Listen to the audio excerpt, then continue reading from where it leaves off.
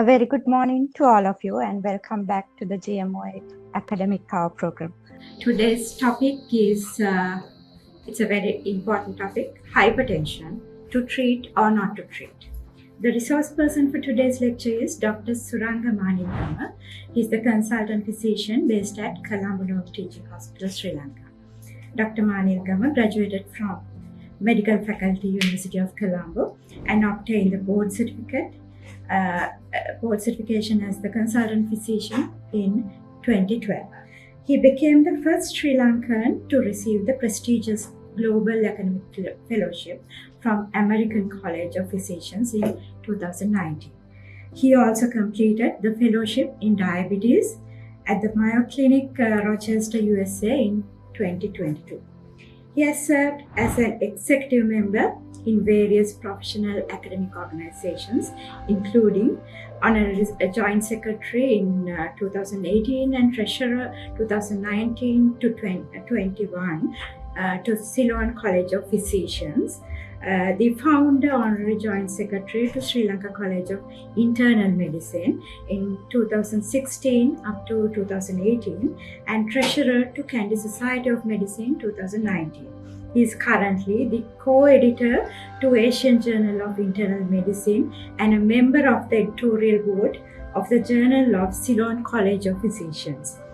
He has authored and published several research articles in peer-reviewed journals and presented more than 40 scientific abstracts in international and local forums, for which he has received several awards for the best scientific abstract. His main research interests are on metabolic diseases, including diabetes, hypertension, and fatty liver. He is currently one of the principal investigators of single pill combination drug treatment for the management of hypertension, a multi-center international study. Dr. Manilgama was an invited speaker, reviewer, and a judge of scientific abstracts in several local and international conferences, including American College of Physicians. He was the coordinator and author and reviewer of national guidelines related to diabetes and hypertension. So let's warmly welcome Dr. Suranga Manilgama. And if you have any questions related to hypertension, please send them over through the chat box. And let's listen to Dr. Suranga Manilgama. Over to you, sir. Thank you for your kind words of introduction. Good morning to everyone. So today's topic is high blood pressure, whether to treat or not to treat. So these are my topics where I am going to discuss through these topics. So during the talk, I am going to talk about these scenarios. So when a patient comes to you with a 42-year-old woman coming with headache, with blood pressure 145/95, what do you do? If a patient comes with a 50-year-old lady coming with blood pressure differences between two arms, right and left arm, what do you do? And if a patient comes with a 52-year-old man coming with blood pressure of 145/88, what do you do?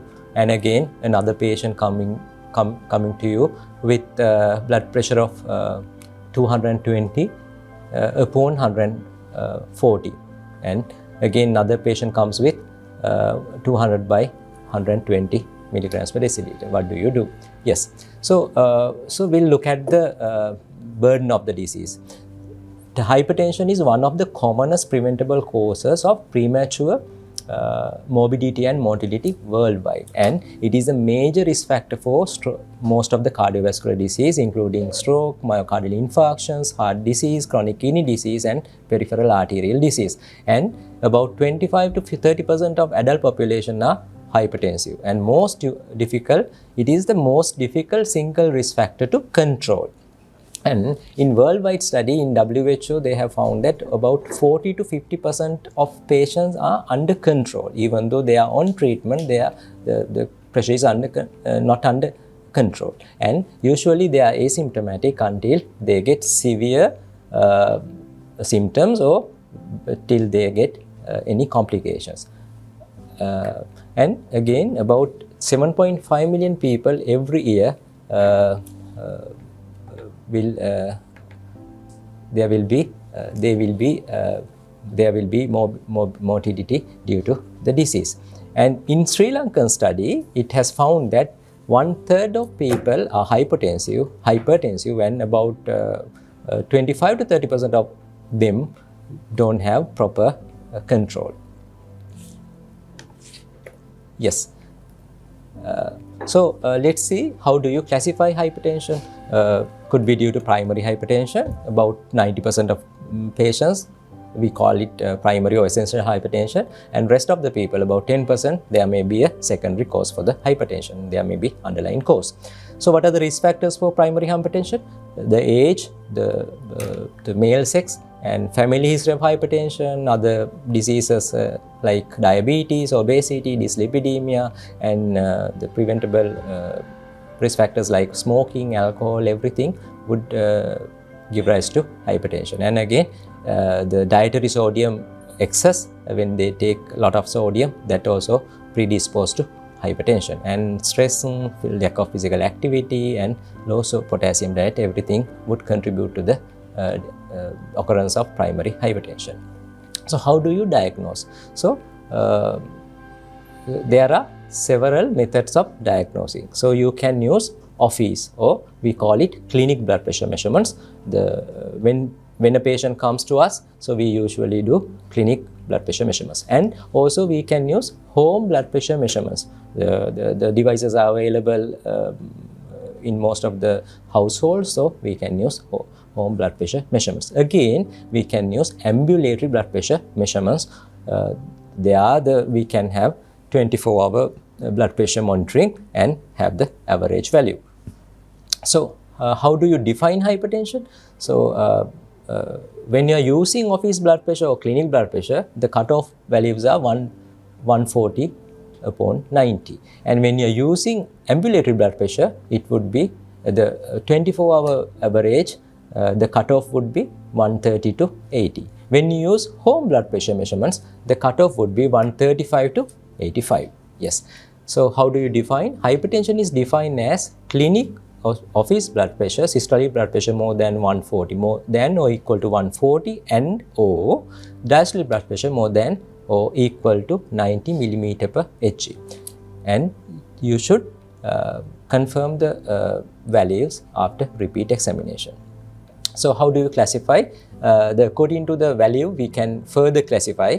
The normal blood pressure is when systolic blood pressure is less than 130 and diastolic blood pressure is less than 85, we call it normal blood pressure. What do you mean by high normal? The systolic blood pressure would be 130 to 139 and diastolic blood pressure 85 to 89. And when it is more than 140 by 90, we further divide into grade 1 and grade 2. When it is the systolic between 140 to 159 or diastolic between 90 to 99, we call it type 1,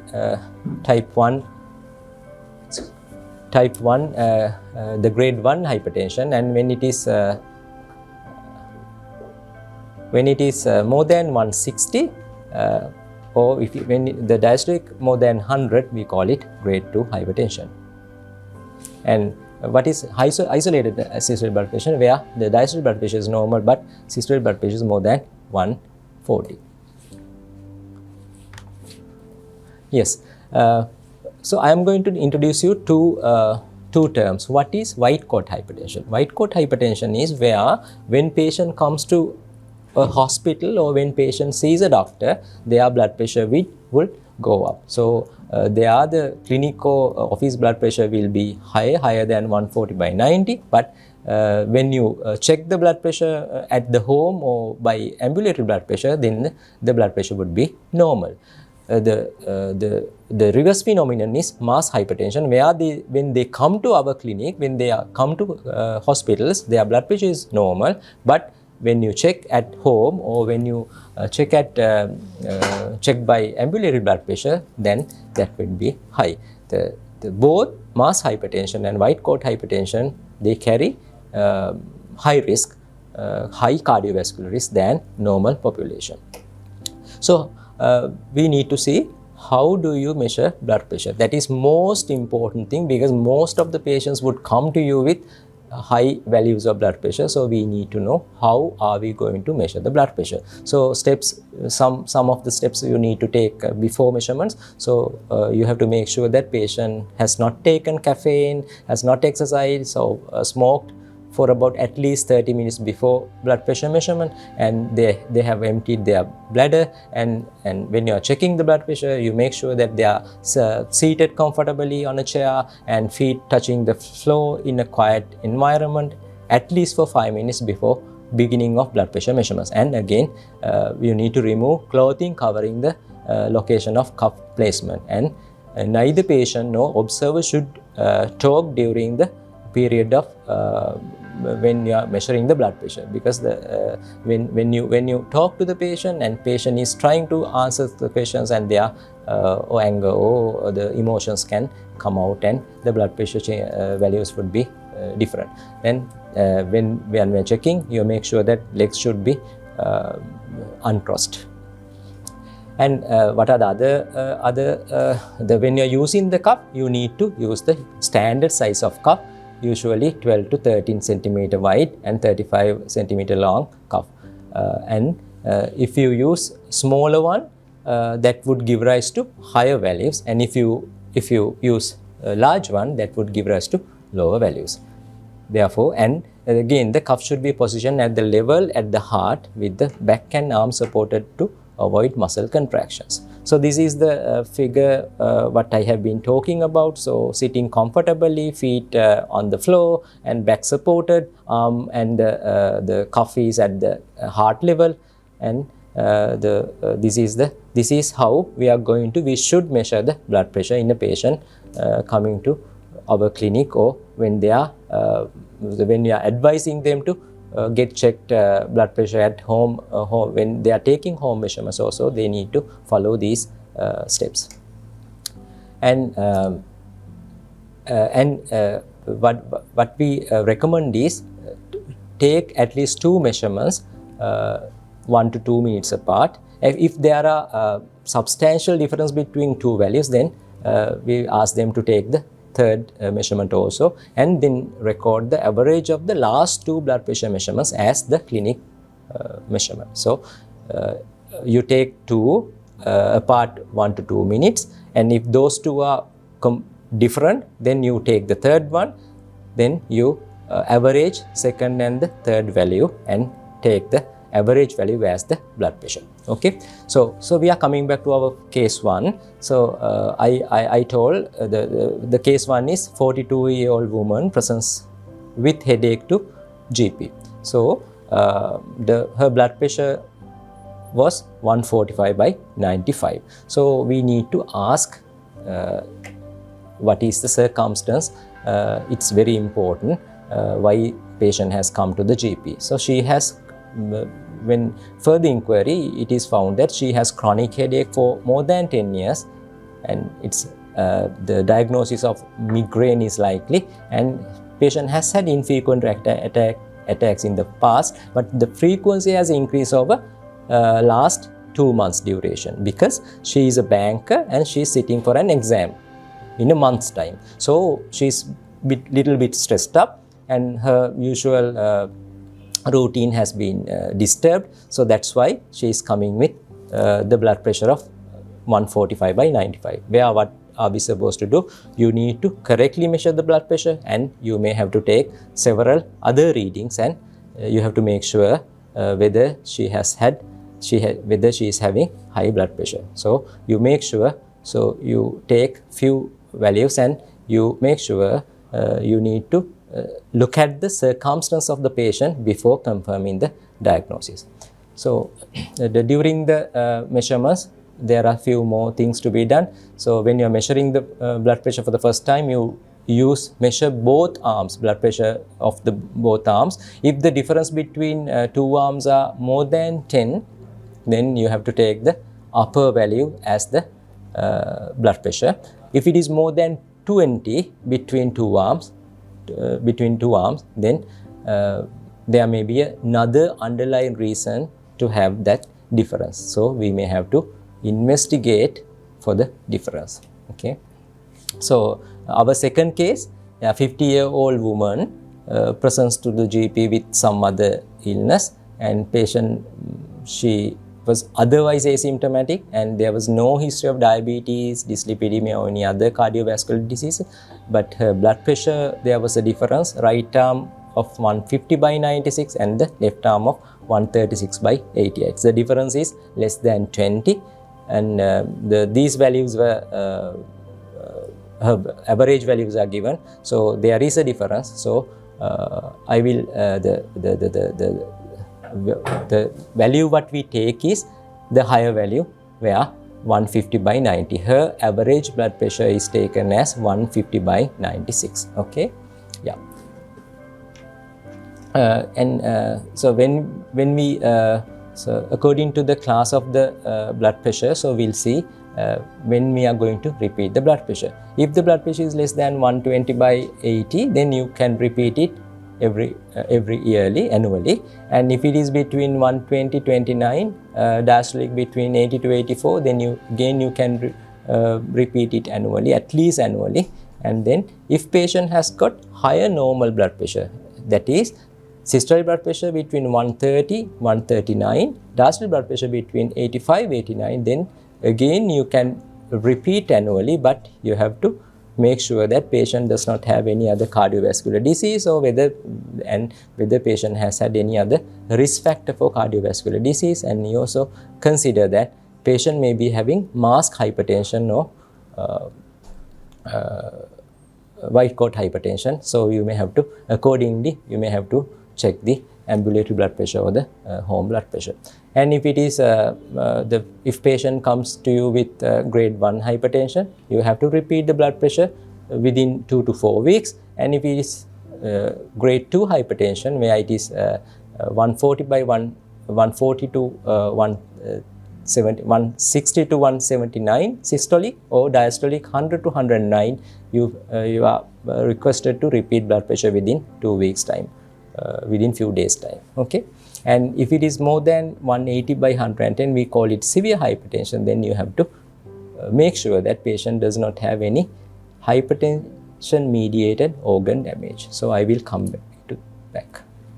Yeah, so when you are evaluating a patient, you need to take detailed history, examination and investigations to find out. One is hypertension mediated organ damage, and then whether the patient has any other cardiovascular risk factors or established cardiovascular disease or any other secondary causes. Yeah, so how do you exclude hypertension mediated organ damage? It can occur in the brain, heart, kidney, central or peripheral nervous system, and also in the retina. So most common with long-standing or severe hypertension, and can be reversed with the initiation of antihypertensives at the correct time. And with if it is long-standing hypertension due to mediated organ damage, those are irreversible. Therefore, you have to treat them to reverse at the beginning. Okay. So these are the organ damage. When it comes to heart, it can give rise to left ventricular hypertension, left ventricular hypertrophy, and then left ventricular dysfunction or ischemic heart disease. When it comes to brain, can give rise to stroke, hemorrhages, intracranial hemorrhages, and TIAs, and the hypertension is a risk factor for dementia, Alzheimer's, and other vascular dementias. When it comes to kidney, albuminuria and chronic kidney disease. When it comes to peripheral vascular disease is a organ damage, and retina will cause hypertensive retinopathy. Yeah, then you need to evaluate for cardiovascular risk factors and cardiovascular disease. And more than 50% of hypertensive patients have additional cardiovascular risks. What are those? Most commonly, metabolic syndrome, diabetes, lipid disorders, and hyperuricemias. Therefore, the cardiovascular risk assessment is important and should be done at all hypertensive patients. And you may also consider other conditions where there will be increased risk, like chronic inflammatory diseases like rheumatoid arthritis or any other chronic arthritis, and psychiatric disorders or psychological stressors. And how these are the cardiovascular diseases. Established cardiovascular disease like acute MI or ischemic heart disease, diabetes, CKD, stage 3 or more than that, and hypertension mediated organ damage. And for other patients, these patients, if they have those conditions, we call it they have established cardiovascular disease. For other patients, you can use risk calculators. The recommended risk calculation is WHO ISH risk calculators. Those are validated for South Asians, so we can use those as our risk calculators. So we can use for our population. Yeah. So this slide, look at this slide. This is very important, and I love this slide. So where on this axis it says number of risk factors, or whether they have got any hypertension mediated organ damage, and the other side it says the level of the hypertension, whether they have got high normal, whether they have got grade 1, or whether they have got grade 2 hypertension. So when blood pressure goes up, the risk will starting from low, and it will go up to high. And if patient has got risk factors, the more the number of risk factors, they will be having more risk. So therefore, if they have 1 or 2 risk factors, the risk will increase if they have got 3 or 4 risk factors. Okay, so this is a very nice chart. You can refer this, and this will give you the idea, the risk cardiovascular, about the cardiovascular risk. Then you need to exclude secondary causes. We already discussed secondary hypertension is seen in about 10% of patients. So what are the secondary risk factors? Is due to specific causes that would give rise to increased blood pressure. Some of them are treatable, so we need to find them out, and we need to treat them. Yeah. So when you suspect secondary hypertension, when there are some unusual presentations, when you treat them with antihypertensives, but the blood pressure is not getting down, we call it resistant hypertension. And when they come with very high blood pressure levels, again you have to suspect whether there is any other secondary cause. And in very young people, when they come with hypertension, so again we have to look for secondary causes. And even though in some patients initially, even though they have mild hypertension, they will be nicely controlled with drug level antihypertensive medications. Then they can develop uncontrolled hypertension. Again, we may have to look whether they have got secondary cause later in the disease. Okay, and again we have to look for the clinical signs of secondary causes. So what are the secondary causes? Could be sleep apnea. It's very prevalent in this setup because the obesity is increasing in the prevalence. So sleep apnea, then renal diseases, Conn's syndrome, where there will be adrenal hyperplasia, and renal artery stenosis, pheochromocyte. Those are the common causes. What are the rare causes? Pheochromocytomas, coarctation aorta, Cushing syndrome, and acromegaly. So, and most importantly, you have to, when you are dealing with the hypertensive patient, you have to see whether they are on these medications, whether they are on long-term NSAIDs that would give rise to hypertension, and will, if patient has got hypertension, that will increase it had been controlled before, but suddenly they would be having uncontrolled hypertension due to NSAIDs or combined OCPs and other antidepressants like SNRIs, tricyclic antidepressants, and MAO inhibitors. Atypical antipsychotics like clozapine and olanzapine also give rise to increased blood pressure, and steroids, cyclosporine and nasal decongestants, and erythropoietin also will increase the blood pressure, and the other recreational drugs like cocaine, amphetamines, methamphetamine, as well as alcohol. So how do you investigate? So you look for fasting blood sugar, HbA1c, to detect any co-occurrence of diabetes. Then you look for lipid profile, and you look for full blood count to see whether patient has got polycythemia, and 12-lead ECG is important to see whether patient has got any established cardiovascular disease, or whether to identify patient has got LVH, and look for urine full report, urine dipstick for protein, whether they have got any renal impairment with albuminuria, and creatinine levels, serum electrolytes to see whether patient has got hypokalemia, and other looking for AST/ALT for other risk factors like fatty liver disease. So now let's move on to treatment of hypertension. So what are the two arms of treatment?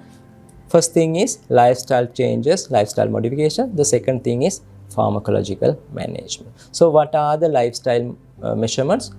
Quit smoking, eat healthy, maintain blood pressure, maintain weight of the patient, and you stay active. Exercise and eat less salt. Those are the most important things when it comes to lifestyle modifications. So you encourage them to eat vegetables, fruits, whole grain, and the fish is more preferable than meat items, and ask them to reduce their salt intake and sugar intake, as well as saturated and trans fat intake. And the limit of the salt is 5 grams per day. We call it 1 level teaspoon. That is for the whole day. And if patient is obese, if the BMI is more than 23, we recommend them to lose weight at least 5 to 10% of body weight during 3 to 6 months time. And these are the waist circumference targets. And avoid or stop all tobacco use, avoid or stop all alcohol use. And when it comes to exercises, moderate intensity aerobic exercises are recommended. So about 30 minutes per day, at least for 5 days per week, they have to engage in moderate intensity aerobic exercises, and also they are encouraged to engage in resistant exercise, but make sure that blood pressure is controlled with treatment. And what are the pharmacological treatments available? So the pharmacological treatment depending on the blood pressure, so you decide when to start and what to start. So when to start. So we have discussed what is high normal blood pressure. High normal blood pressure is systolic blood pressure between 130 to 139, diastolic blood pressure between 85 to 89. Where first thing is you assess cardiovascular risk and see whether they have got high cardiovascular risk. If they have got low to moderate cardiovascular risk, then you recommend them to have lifestyle changes, what we have already discussed. If they are in high normal blood pressure value, and when you apply cardiovascular risk calculators and it comes as 10 years risk more than 20%, then we recommend to start them on treatment. So how do you treat? So usually we can start them on monotherapy. So I'll come back to monotherapy and dual therapy. Okay. So this is the summary for high normal blood pressure. Patient with high cardiovascular risk, you start them on drug therapy with lifestyle changes, and other patients with low cardiovascular risk, you recommend them to have lifestyle changes. So when I'm talking about treatment, so all the values I'm referring are average blood pressure values. So we make sure that the blood pressure are measured correctly and its average according to the correct methodology. Yeah, so this is the algorithm which shows the management decisions. If patient has got the grade, when it comes to grade 1 hypertension, so you can remember what is grade 1, between 140 to 159.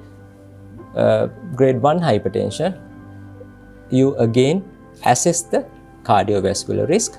If it is the cardiovascular risk is low, then you can ask them to try lifestyle modifications for 3 to 6 months before starting treatment. Okay? Yeah. Then, so grade 1 hypertension, low to moderate cardiovascular risk, that is less than 20, and they don't have any cardiovascular disease, diabetes, chronic kidney disease, so hypertension mediated organ damage, then you can try lifestyle modifications for 3 to 6 months before starting antihypertensive treatments. Yes, the second group, there are blood pressure values within grade 1 hypertension, then you assess the cardiovascular risk.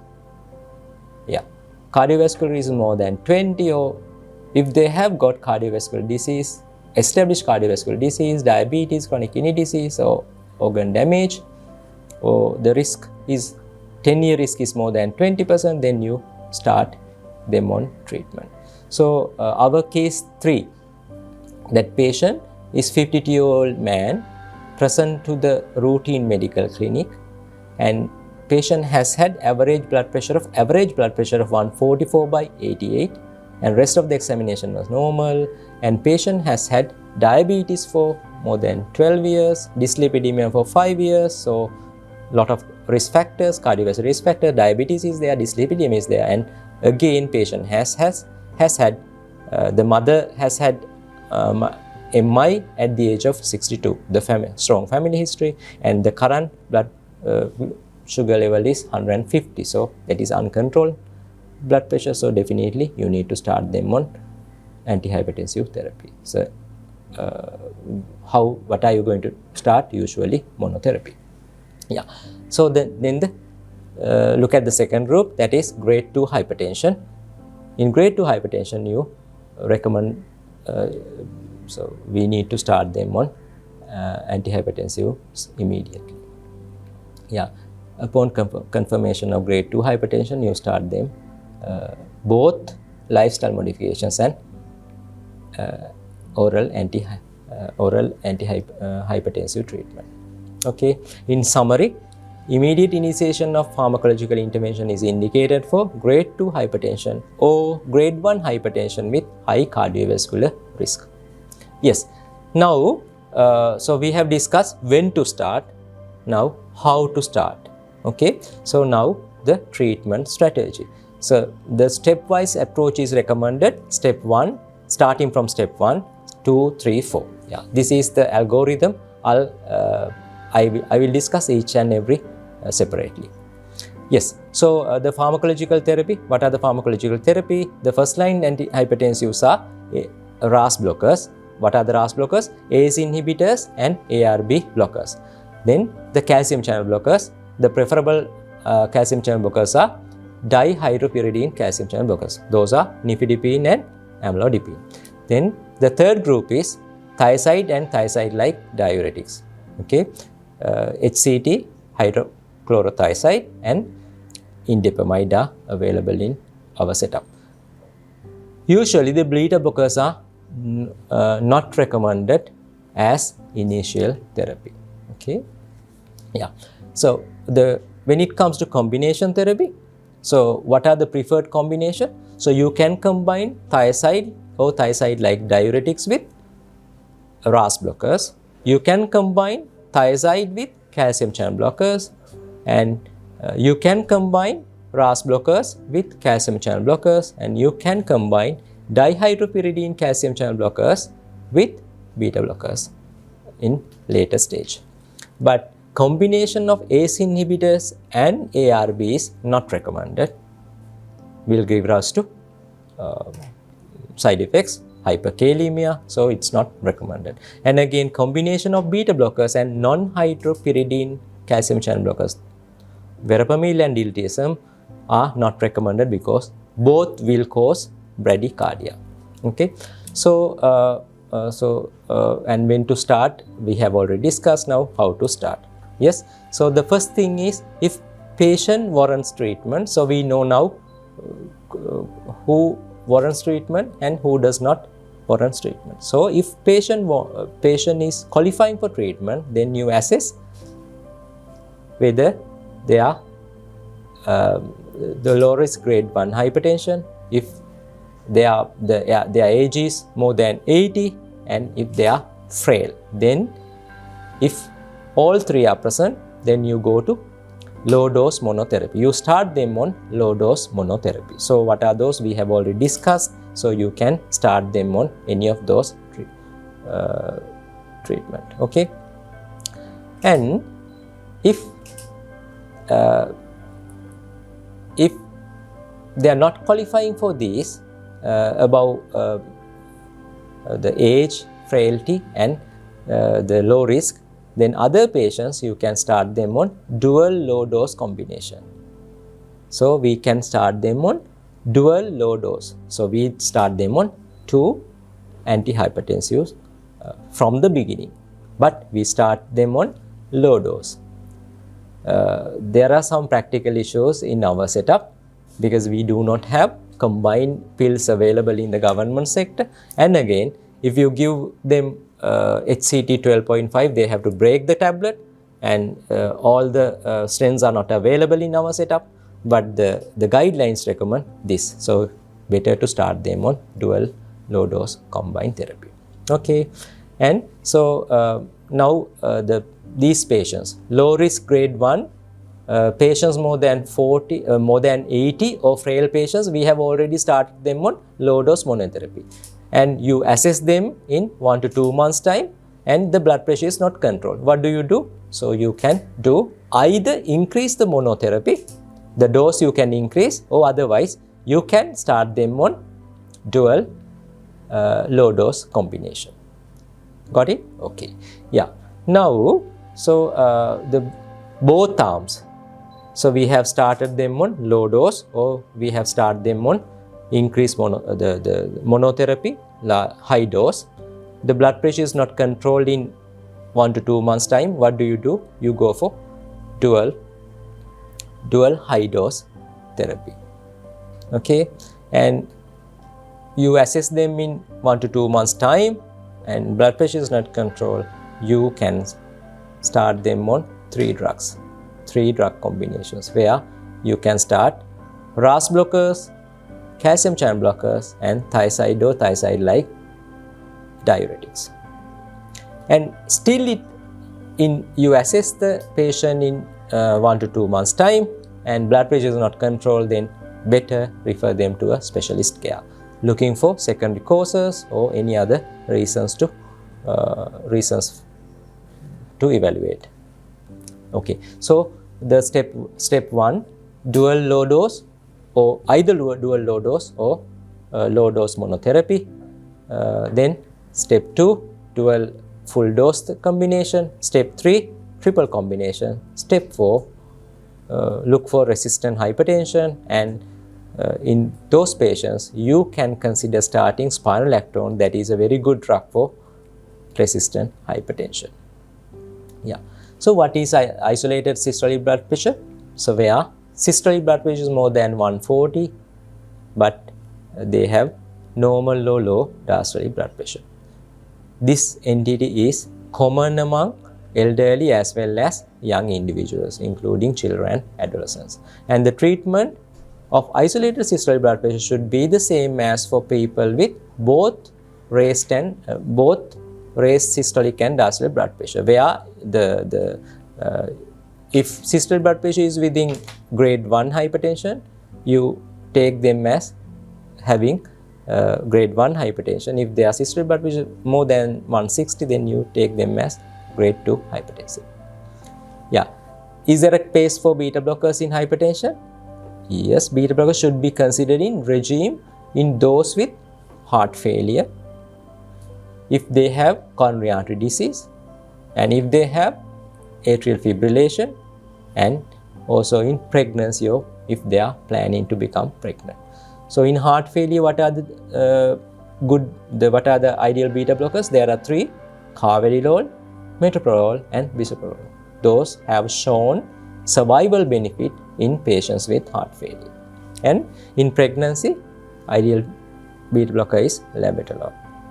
Yeah, and the choice of initial antihypertensive drug will depend on other factors also. So we know that if you are going for monotherapy, you can start either calcium channel blocker, RAS blocker, or thiazide. But if they are having those conditions, the preferable drugs would be different. So in diabetic patients, you consider starting them on RAS blockers. If they have LVH, if they have microalbuminuria or CKD stage 1 to 3, again RAS blockers.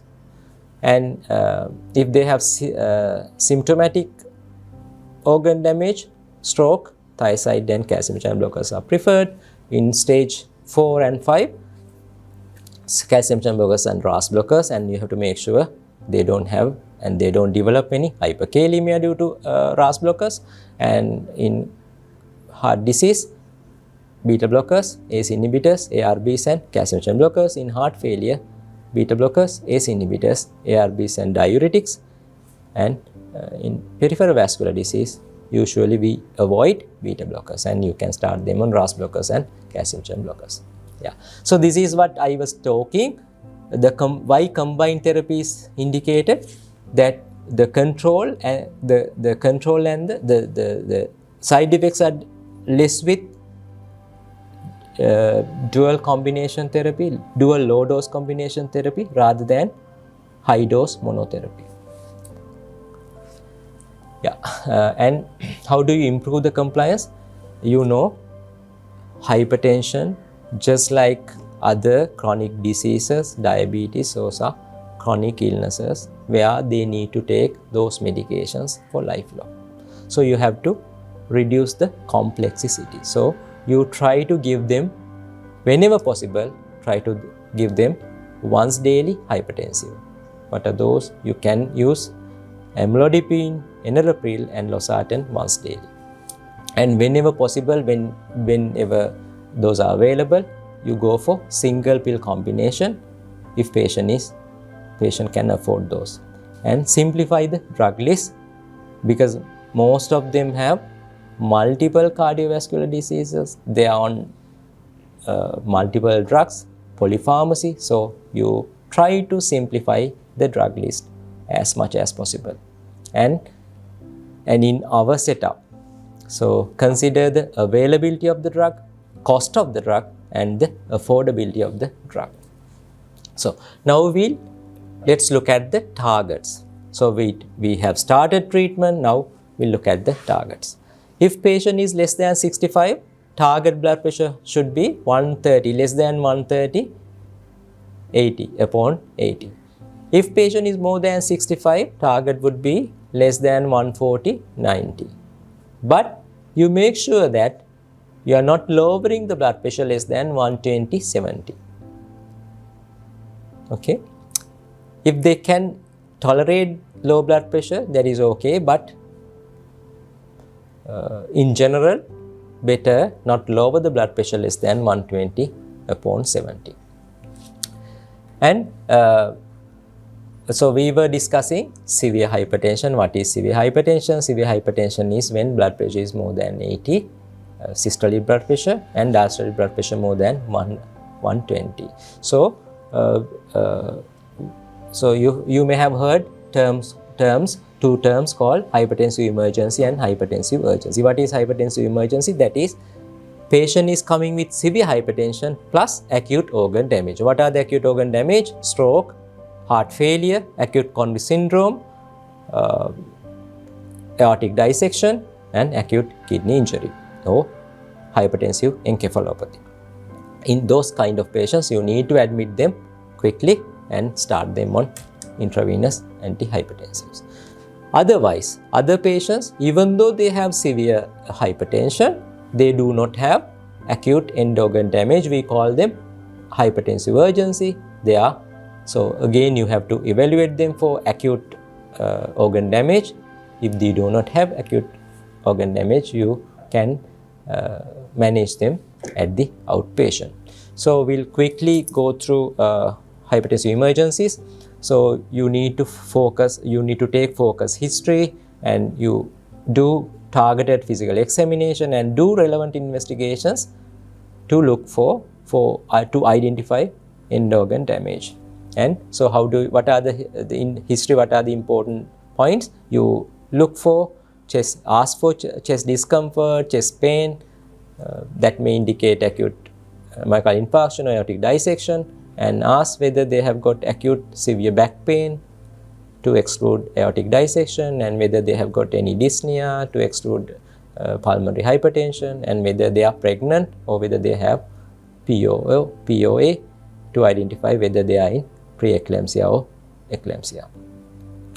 And the history again, ask for any head injury, trauma, and history of nausea, vomiting, which would suggest increased intracranial pressure, and ask for any weaknesses, agitation, other neurological symptoms or visual blurrings to exclude any intracranial pathology.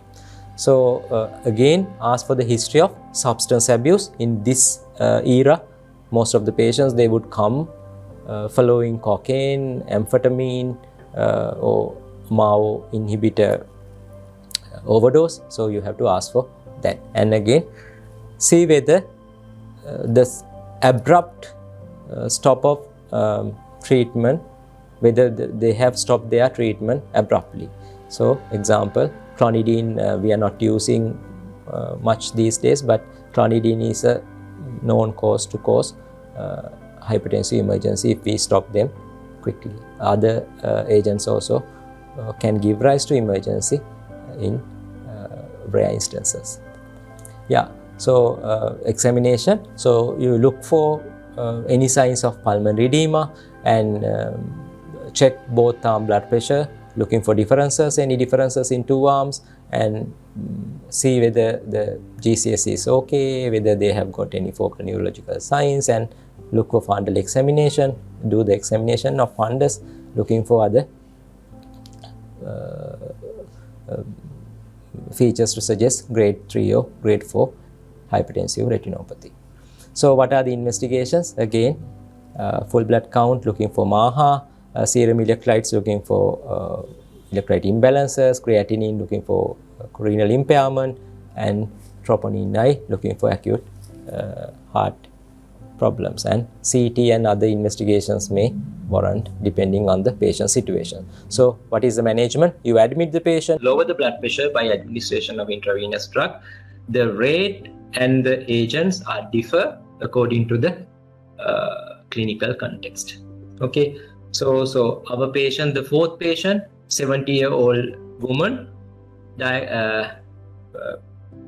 came to GP with confusion, and she was a diagnosed patient with hypertension and diabetes on clinic follow-up, and she has had new onset confusion since waking up in the morning, and she has vomited. So that is suggestive of increased intracranial pressure, and GCS is low, 14 out of 15, and the blood pressure is in severe range. Even though there is no focal neurology, that would suggest hypertensive encephalopathy. So this is a emergency, hypertensive emergency. So what is urgency? In urgency, they don't have acute end organ damage, but they have high blood pressure. In urgency, rapid reduction in blood pressure would increase the risk of adverse events due to end organ ischemia, and there is no benefit, it doesn't have any benefit if you reduce the blood pressure quickly. So ideally the blood pressure should be brought down to the target level over a period of hours to days, and short-term management goal is to reduce the blood pressure down by less than 160/100 only if it can be achieved without any complications, and but usually do not lower the blood pressure, the mean blood pressure, by 25 to 30% over 2 to 4 hours time. And the what is the mode of treatment? You give oral antihypertensives, but don't give sublingual nifedipine. Now we are not using any sublingual medications. Okay, and so where you are going to manage, if emergency department is available, so you can admit them for a short period to carry out investigations to exclude any organ damage and to administer oral medications and to monitor and observe the patients for few hours. If patient may be safely managed in outpatient, if patient can be managed safely in outpatient setting, then you can give the drug and send them home. And in special situations, ward admissions may be required in patients if they have got high risk for acute cardiovascular disease, and if they are not reliable, and if they don't come for follow-up, and if nobody is there to look after them, then better to admit them and reduce the blood pressure within hours to days time and discharge them. And for all patients, a referral to an appropriate source of long-term medical care is required on discharge or when we are sending them home with hypertensive urgencies. Okay, so what is resistant hypertension? And if patient has in a patient they are adherent to medications and lifestyles and everything, and but their blood pressure is not on target despite their own three drugs including a diuretic, then we call them they are having resistant hypertension. Okay, so when a patient comes with uncontrolled hypertension, you have to look for always you look for common causes. So what are the common causes? So we call them pseudo resistance because these are the common causes. They take alcohol and they take high salt diet, and even though we have given them a lot of medication, they are not compliant, they don't take medicines, and they may be taking long-term NSAIDs, amitriptyline, or any other medications causing high blood pressure. And so first you look for pseudo resistance, causes for uric resistance, then if those are not there, then investigate for the secondary cause. Okay, so if you are in a primary health care level, these are the criteria to refer them to a specialist. Okay, if you suspect any secondary causes, if patient has got say hypertensive emergency, and if you found them having end organ damage and in young hypertensives, and if you suspect this high blood pressure is due to white coat hypertension or mass hypertension, again we may have to confirm it with ambulatory blood pressure measurements. Again, you may have to refer that patient to a specialist clinic, and in patients with resistant hypertension after excluding causes for pseudo resistance. Okay, so is there a place for antiplatelet therapy? Yes, if patient has got cardiovascular disease, already cardiovascular disease, there's a place for antiplatelets for secondary prevention.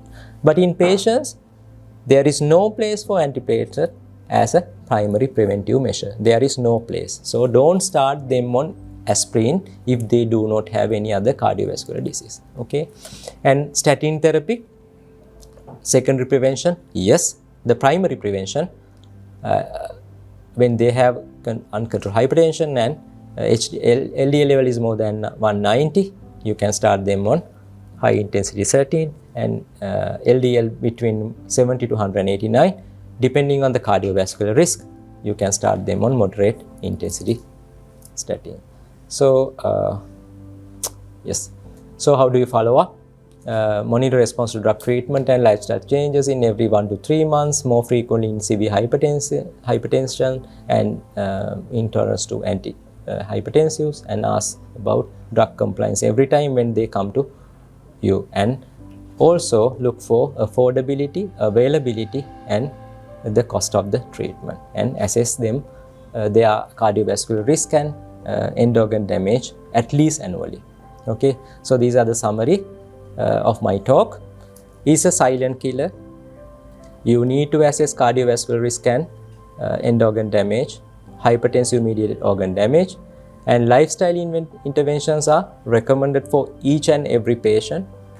And when you are starting treatment, use stepwise approach.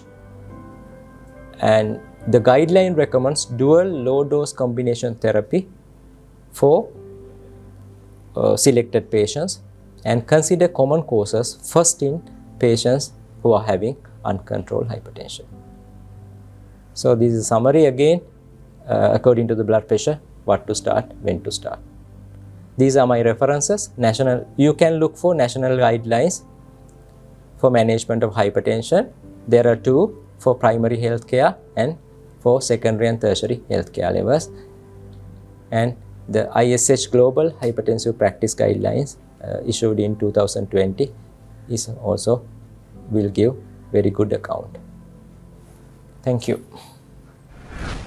Thank you very much, Dr. Suranga Manilgama, for that informative and very interesting lecture. And we have received one question from Valapitiya. What is the specific drug for high diastolic blood pressure? High diastolic blood pressure. So there is no such treatment. I have already discussed what are the drugs and how to select those drugs, and if they have got any other cardiovascular disease, and what are the preferable drugs according to the condition, the additional condition they have.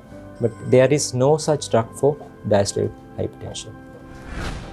Thank you very much. I think we have come to the conclusion of today's session. So thanks again, Dr. Suranga Manilgama, for joining us.